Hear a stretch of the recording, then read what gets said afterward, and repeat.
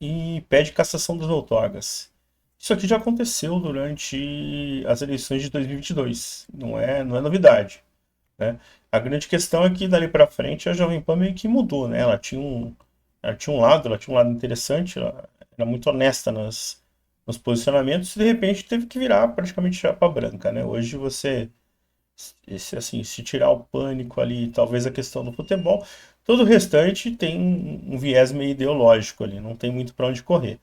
Mas vamos lá. O Ministério Público Federal afirmou hoje que a Jovem Pan é indigna das concessões de rádio que detém, nas alegações finais da ação civil pública da Justiça Federal de São Paulo, na qual pede o cancelamento das outorgas da empresa. O que aconteceu? O Ministério Público quer o cancelamento das 3 outorgas da rádio da empresa. Além disso, o órgão solicita à Justiça que a Jovem Pan seja condenada a pagar a indenização de 13 milhões por danos morais coletivos, por supostos abusos cometidos na cobertura jornalística ao longo de 2022, ano das últimas eleições, as presidenciais. A ação foi iniciada em junho de 23. A Jovem Pan informa que não comenta ações em curso, disse a emissora. Em nota à imprensa, o grupo afirma manter sua plena confiança no Poder Judiciário e frisou que não é réu no julgamento da trama golpista e destacou que não há qualquer imputação de índole. Para o Ministério Público, apresenta a narrativa completa dissociada dos elementos dos autos.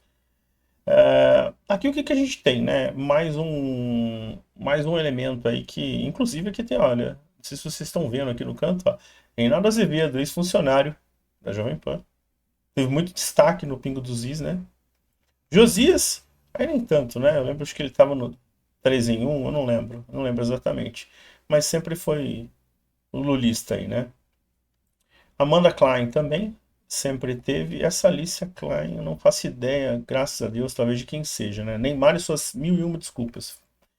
O que eles falam? Ó, PT prefere votar anistia agora. Bolsonaro falando do Valdemar, Tarcísio, só aliados traem. Socorro dos Estados Unidos potencializa Lula 26. Então, assim, a gente está aqui no UOL, né? Mas essa matéria é comum. E essa matéria é comum até num outro sentido, porque se você pensar, o Ministério Público, de uma forma geral, também é bastante aparelhado, né?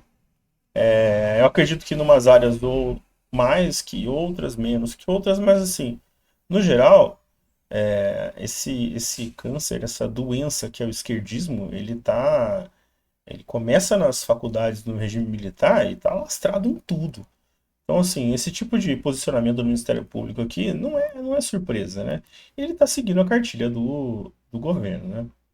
Seguindo a cartilha do sistema. A emissora mostrou-se indigna da aposta social que nela foi feita. De acordo com Yuri Corrêa da Luz, a Jovem Pan contribuiu de forma sistemática e multifacetada para a radicalização da esfera pública. Bom, isso aqui é mentira, né? Isso aqui é mentira. A gente já sabe que a esquerda ela precisa criar um espantalho, ela precisa desumanizar o seu adversário para poder fazer o que fizeram, inclusive com o Charlie Kirk e outros vão. E vão continuar fazendo isso. E vão continuar fazendo.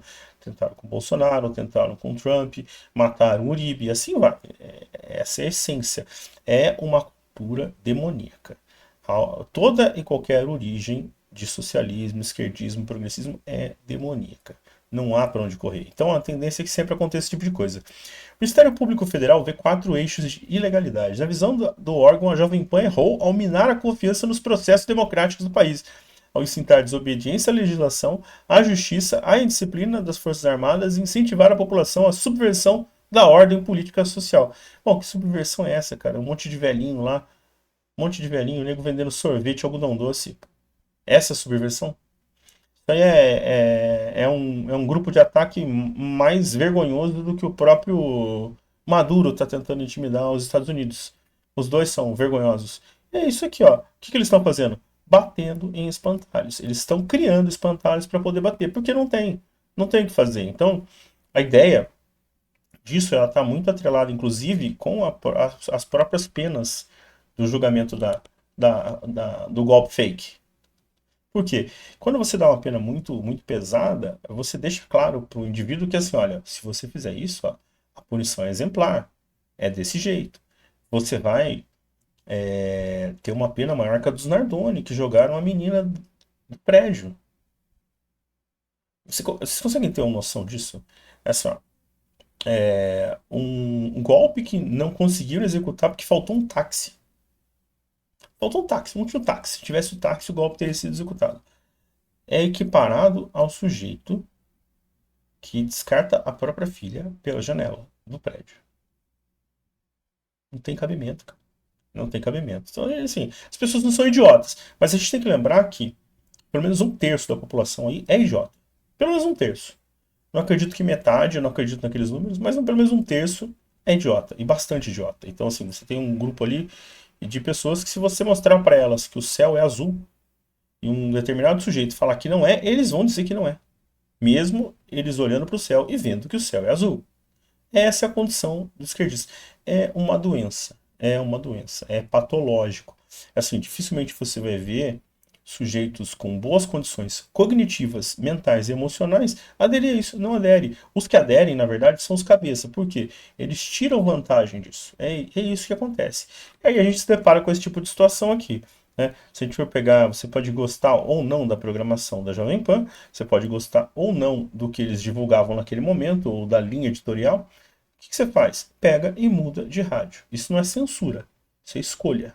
É o mesmo esquema que as pessoas têm reclamado aqui. Ai, o caso do Peninha lá, ele estava reclamando que ele está sendo censurado. Não, negativo. Censura é quando o Estado faz. O Estado censurou a Jovem Pan. Proibiu veiculação de campanhas, de um monte de coisa, não podia se falar certas palavras, não podia chamar o Lula de descondenado. Né? Ele não foi inocentado, então ele foi descondenado. Mas eles estavam proibidos de falar isso. Por quê? Porque é verdade. E a verdade não interessa. Não interessa a quem precisa mentir. E é a mesma coisa. É a mesma coisa. Então, assim, isso não é censura. Isso é decisão. Você vai lá e boicota. Isso é totalmente ilícito. Do mesmo jeito que você escolhe um prestador de serviço, você troca quando você não está satisfeito. Não está satisfeito com a programação da Jovem Pan? Muda de canal. Vai assistir Band News, vai assistir CNN, vai assistir essas porcarias aí, cara. Ué, se for do seu agrado, tranquilo. E assim vai. Isso é justo, isso é fundamental. Né? Alegações do Ministério Público vêm a público após a condenação de Jair Bolsonaro por tentativa de golpe. Assim, ó, o que a gente percebe nesse caso, né? Eles precisam requentar a coisa.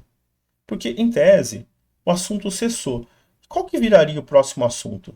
Bom, o próximo assunto primeiro virou Charlie Kirk. Dominou os assuntos. Dominou os assuntos porque deixou exposto toda a mentalidade, todo o perfil. E eu sempre fui favorável a isso. Precisa revidar, precisa dar o troco. Como que você dá o troco? Os caras precisam de dinheiro. Os caras precisam de dinheiro. Os empresários injetam o próprio dinheiro até que o negócio dê lucro e injetam o lucro para que o negócio se perpetue, certo? O objetivo dele é ter lucro. E algumas pessoas ajudam nesse trabalho prestando serviços porque elas também buscam o lucro, sua subsistência. Então, a partir do momento que o sujeito ali é um extremista de esquerda, eu acredito que não existam esquerdistas moderados. Não existem. Então, eu sou bastante favorável à campanha que o Thales Gomes puxou, o Nicolas também estava puxando aí, que inclusive nos Estados Unidos foi um grande sucesso. Boicotem, demitam esquerdistas, não contratam. Deixem eles fundarem as próprias empresas e seguirem os regimes deles lá.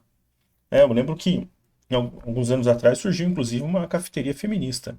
Não atendia homens, ela tinha preços, acho que todos nivelados, então qualquer produto que você comprava tinha o mesmo preço, que faz com que, na verdade, o produto mais barato tenha um preço mais caro para balancear a perda de receita dos mais caros e assim por diante. O que aconteceu? Não durou um semestre, faliu. É isso, né? Foi um experimento socialista muito eficiente, muito correto. Bom, é isso, né? Se você escreve aqui embaixo o que você achou desse posicionamento do Ministério Público e dessa possível condenação da Jovem Pan. Você acha que a Jovem Pan tem que realmente perder as suas licenças? Ou você acha que estão abusando? Continua sendo um abuso e que a gente não está mais num regime democrático? Apesar de eu não gostar muito desse termo, eu prefiro quando se trata de uma república e não de uma democracia. Elas têm contextos um pouco diferentes. Mas deixa o seu comentário aqui embaixo.